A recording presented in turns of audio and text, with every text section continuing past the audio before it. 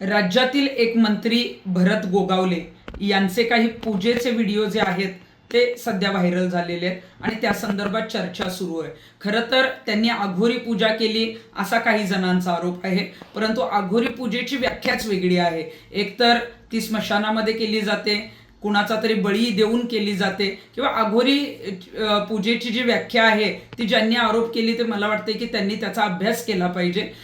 मी भरत गोगावलेंना कधी भेटले नाही, परंतु मला आपल्याला आवर्जून सांगायचं आहे की आपण जेव्हा धार्मिक पूजा करतो, यज्ञ करतो, तेव्हा पंडितांना, पुजाऱ्यांना बोलवतो आणि तशीच एक जी सर्वसाधारण पूजा आहे, धार्मिक पूजा, ती त्या व्हिडिओमध्ये केलेली असावी अशा पद्धतीचं जे आहे ते सगळं चित्र दिसतंय. परंतु सध्या ते राजकारणात मंत्री आहेत, त्यांना रायगडचं पालकमंत्री व्हायचंय, त्यामुळं कदाचित त्यांना बदनाम करण्याचं षडयंत्र काही लोकांनी सुरू केलेलं आहे. खरोखरच अघोरी पूजेचे काही व्हिडिओ जर काही जणांकडे असतील तर त्यांनी ते पुढे आणावे आणि त्यांच्यावर कारवाई करावी, परंतु विनाकारण बदनाम करण्यासाठी सर्वसाधारण पूजेला किंवा धार्मिक पूजेला अघोरी पूजेचा रंग अजिबात देऊ नये.